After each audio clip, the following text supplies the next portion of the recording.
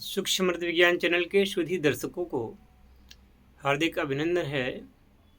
और एक बहुत ही गंभीर बीमारी है जिसके बारे में मैं आप लोगों को बताना चाहता हूं। और वो गंभीर बीमारी ऐसी कि दिन रात परेशान करने वाली है और बहुत सारे लोगों को है। कुछ लोगों को पता है, कुछ लोगों को पता नहीं है। कुछ लोग जानबूझकर इलाज में देरी करते हैं और ये भी पाचन संबंधी विकार ही है। जब कॉन्स्टिपेशन बहुत ज़्यादा दिन तक रहता है तो पेट में गैस भी बनती है और मल आंतों में चिपक जाता है। मल आंतों में चिपक जाने से एक तो एनीमिया की शिकायत हो जाती है, खून की कमी हो जाती है, पीलिया हो सकती है। और दूसरे वो मल जो आंतों में चिपका है तो वो भोजन का स्वांगीकरण नहीं होने देता, जिससे कि कुछ भी आप कितना भी अच्छा खाएं वो शरीर में लगेगा नहीं, पचेगा नहीं। तो ऐसे में भी शरीर को ऊर्जा नहीं मिलती। तो इस कठिन मर्ज के बाद में होता क्या है, जब आप फिर पेट खराब रहेगा तो जब मल उतरेगा तो बहुत ही कड़ा और वो आंतों को, बड़ी आंत को छीलता हुआ आगे की ओर बढ़ेगा। तो बड़ी आंतों में, जो बड़ी आंत होती है, मलाशय जिसे कहते हैं, वहाँ पर सूक्ष्म छोटे छोटे मतलब त्वचा में ऐसे ऊतक होते हैं जो कि ग्रंथि का काम करते हैं। ग्रंथियों की छोटी छोटी ग्रंथियाँ टाइप की होती हैं और जब मल उनसे रगड़ के निकलता है तो ग्रंथियाँ बड़ी हो जाती हैं, वो बड़ी गांठ हो जाती है। तो वो मत्स्य के रूप में फिर नीचे की ओर लटक आते हैं। उस समय जब व्यक्ति मल त्याग करने जाता है तो उसको मल त्याग करते समय बहुत ही ज़्यादा कष्ट का सामना करना पड़ता है, बहुत सारा दर्द होता है।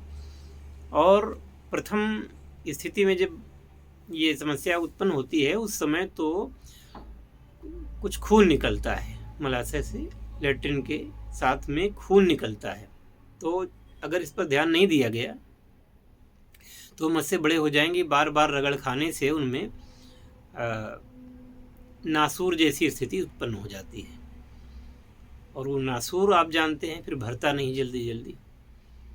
तो जब ज़्यादा ये नासूर बन जाता है, कभी इनमें मवाद भी पड़ जाती है। इस प्रकार से दो प्रकार की बवासीर होती है, पाइल्स, जिसे आप खूनी बवासीर और बादी बवासीर कहते हैं। बादी बवासीर बाद में होती है, कभी कभी पहले भी हो जाती है, कि उसमें मवाद पड़ जाता है और ये स्थिति बहुत ही गंभीर होती है।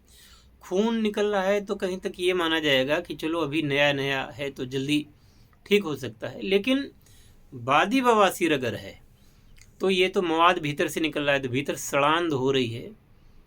तो ऐसे में तो आप समझ सकते हैं कि शरीर में विषाक्तता फैल करके मृत्यु भी हो सकती है। तो चाहे खूनी बवासीर हो या बादी बवासीर हो, इलाज उसका करवाना चाहिए। बहुत सारे लोग तो ऑपरेशन करवा लेते हैं, ऑपरेशन होने के बाद भी बवासीर होने की संभावना तुरंत रहती है, तो वो भी ऑपरेशन कई बार करवा के फिर। और ये ऐसा एक रोग है कि जहाँ व्यक्ति बैठता है तो बैठने में और बैठ के फिर उठने में दर्द, और मल त्याग के समय दर्द, यहाँ तक कि वो मूत्र त्याग भी करने जाता है तो भी थोड़ा दबाव पड़ते ही वहाँ पे दर्द शुरू हो जाता है।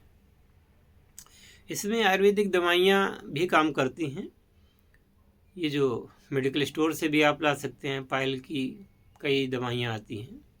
किसी दवाई का नाम मैं रिकमेंड इस समय नहीं करूँगा, लेकिन कुछ हमने ये देखा है कि अभी तक बवासीर के जितने भी मरीजों को मैंने दवा दी है, अब चूँकि जो दवा हम हाथ से बनाते हैं उस दवा का तो कोई नाम होता नहीं, चाहे जो कुछ उसका नाम रख दिया जाए।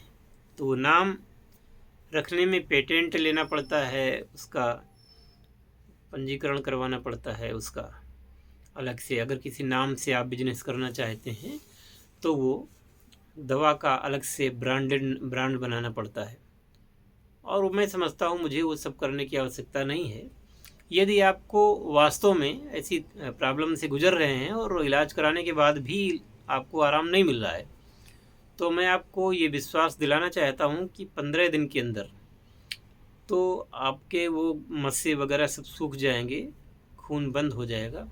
और यदि दवा ये 3 महीने यानी 90 दिन का कोर्स है, 90 दिन आपने दवा चला ली, तो फिर दोबारा बवासीर होने की संभावना बिल्कुल ही शून्य हो जाती है, ख़त्म हो जाती है।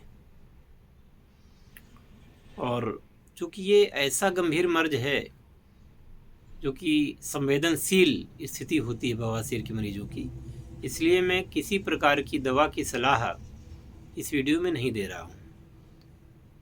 ये बहुत ही गंभीर परिस्थिति होती है, और ज़रा सी भी चूक होने पर क्या कहते हैं ना, नीम हकीम खतरे जान। अगर ज़रा भी चूक हो गई तो आप समझ सकते हैं, इसलिए किसी दवा का इसमें हम रिकमेंड नहीं करेंगे। आप अपने वैद्य से, अपना चिकित्सक से सलाह लेकर के भी इसका इलाज करा सकते हैं।